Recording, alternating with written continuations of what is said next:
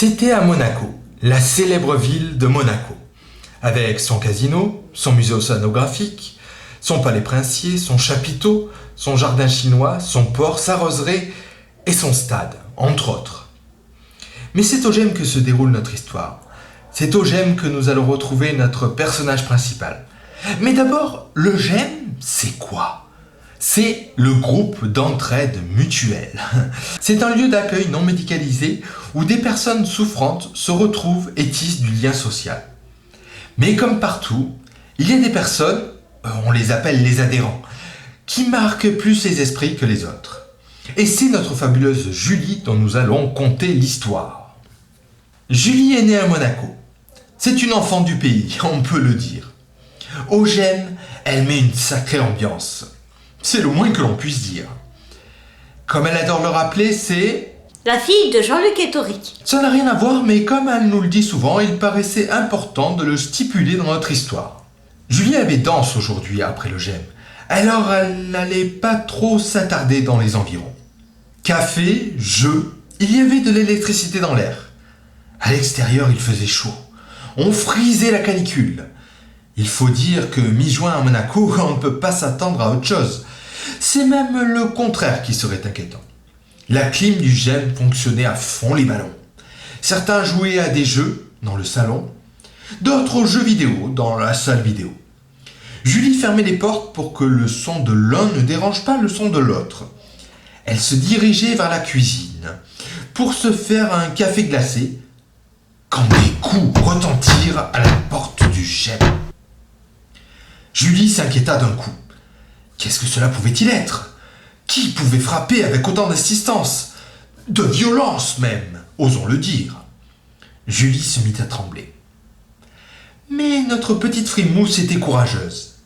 Elle commença à marcher doucement vers la porte pour résoudre le mystère du gros coup à la sauvage. Et un autre coup retentit. Saperlipopette, mais qu'est-ce que cela pouvait bien être ? Super Julie continue d'avancer quand elle entend un rugissement. De gros coups à la porte qui finit par s'ouvrir. Et Julie est face à... Oh, non, ce n'est pas possible. Elle est face à un zombie au GEM. Et là, Julie a compris qu'il fallait tout simplement foutre le camp de là. Le zombie rugissait et hurlait. Julie fonça dans la salle de bain. Elle s'enferma. Elle flippait grave. Logique, somme toute. Qui ne flipperait pas face à un zombie enragé ? Julie cherchait son téléphone dans ses poches, mais que dalle. Son seul espoir était de filer en vitesse du GEM pour donner l'alerte. Quand soudain on entendit des hurlements. Oh non, vous vous doutez de ce qu'il se passait ? Oui, c'est ça. Le zombie était en train de manger les autres adhérents du GEM. Horreur ! Enfin, horreur pour eux, mais possibilité de fuite potentielle pour Julie. À saisir, plutôt 2 fois qu'une. Julie se mit à entrouvrir la porte doucement pour voir si le méchant zombie était toujours devant. Négatif. Julie était hésitante. Mauvaise attitude, il faut foncer. Enfin, c'est plus facile à dire qu'à faire, il faut bien l'avouer. Julie s'avança doucement, terrifiée. Elle essayait de ne pas faire de bruit, quand soudain, une idée lui vint. Partir du GEM, c'était bien, mais enfermer le zombie dans le GEM, c'était mieux.